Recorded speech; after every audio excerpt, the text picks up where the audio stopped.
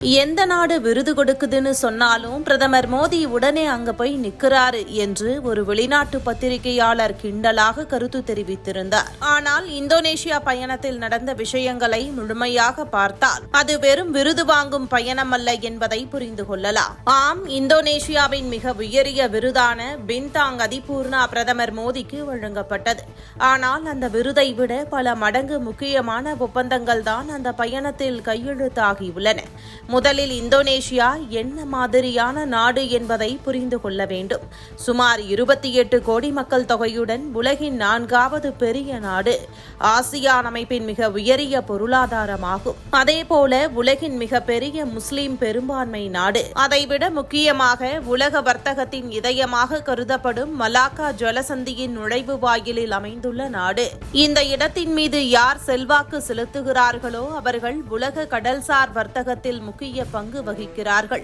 அதனால்தான் இந்த பயணத்தின் மிகப்பெரிய சாதனையாக இந்தியா மற்றும் இந்தோனேஷியா இணைந்து சபாங் துறைமுகத்தை மேம்படுத்துவதாக பார்க்கப்படுகிறது.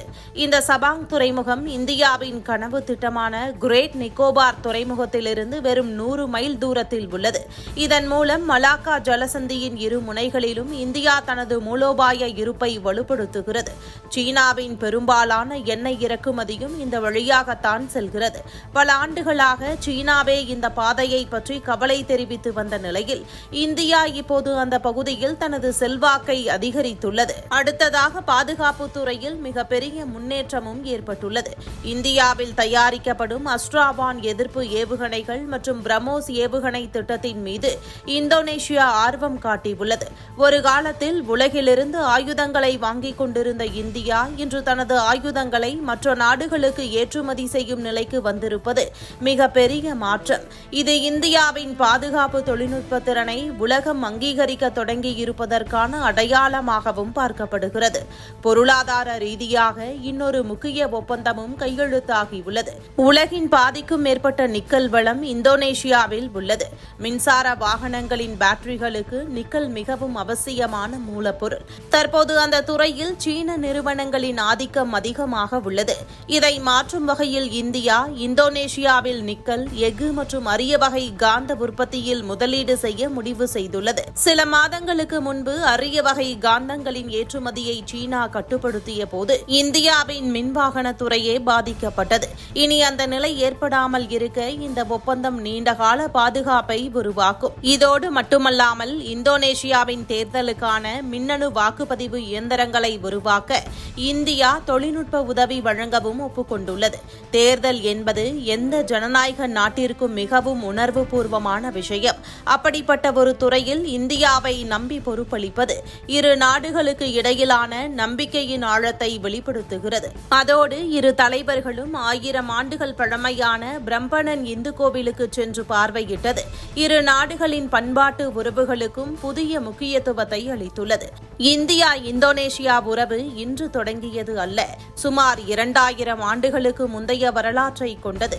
ஸ்ரீ விஜய பேரரசு, சோழர்கள், ராஜேந்திர சோழனின் கடற்படை பயணம், தமிழ் வணிகர்களின் வர்த்தக விரிவாக்கம் என இரு நாடுகளுக்கும் இடையே ஆழமான வரலாற்று தொடர்பு உள்ளது.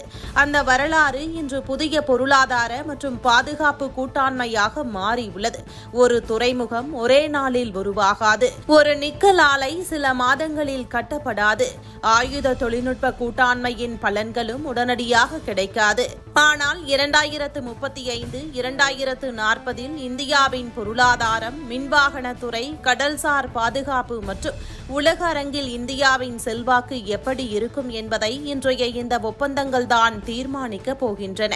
அதனால்தான் ஒரு வெளிநாட்டு பயணத்தை 2 நாள் புகைப்படங்களாலும் ஒரு விருதாலும் மட்டும் மதிப்பிட முடியாது. புகைப்படங்கள் மறைந்துவிடும். ஆனால் அந்த பயணத்தில் கையெழுத்தாகும் ஒப்பந்தங்கள் பல தலைமுறைகளுக்கு பலன் தரும். உலகின் மிகப்பெரிய ஜனநாயக நாடான இந்தியாவும் உலகின் மிகப்பெரிய முஸ்லிம் பெரும்பான்மை ஜனநாயக நாடான இந்தோனேஷியாவும் இன்று மேலும் நெருக்கமான கூட்டாளிகளாக மாறியுள்ளன. இந்த வாரம் கையெழுத்தான ஒப்பந்தங்களின் தாக்கம் வரும் காலங்களில் இந்தியாவுக்கும் இந்தோனேஷியாவுக்கும் மிகப்பெரிய பலன்களை அளிக்கும் என்பதில் சந்தேகம் இல்லை.